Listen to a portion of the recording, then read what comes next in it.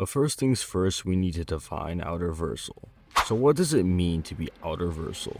Something I need to preface is that the definitions you will see are most likely not going to be the ones you'll see on any wiki such as Versus Battle Wiki and CashApp, as these are custom definitions that I and others have discussed and we believe are the more accurate. So if you disagree, I don't know, too bad.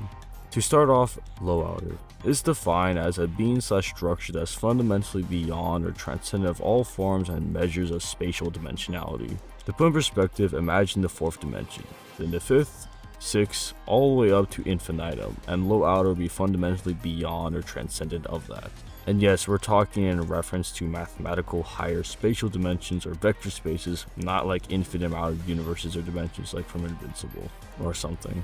So the next tier is outer, and it's defined as a being/structure that is fundamentally beyond or transcendent that of low outer in the same way of how it views zero dimensional up to infinite dimensional.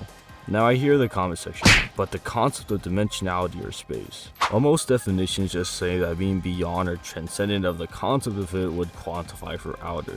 This has many plot holes, as you'd be asserting that the concept of something is equal to the concept of the exact same thing throughout across the board in all fictional verses. You'd essentially be saying that the concept and structure of dimensionality of My Hero Academia is the same as in DC Comics, as a concept is described as just an abstract idea or general notion.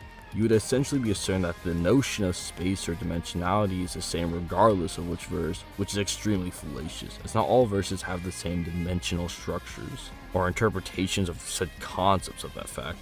Most people will try to claim that because we can conceptualize of what an infinite dimensional space would dictate, thus telling the overarching concept would be equal to that. However, there's a difference from us just trying to conceptualize something and the actual properties and makeup of said thing, as it's all just interpretation of us. As we can imagine what the fourth dimension would dictate, but as third dimensional beings we can't even come close to comprehend and would actually know what the makeup of it, as it's just our interpretation. While yes, this definition does require a larger burden of proof, that's not necessarily a bad thing. With this, we now avoid more incoherency and outliers, and thus more logical.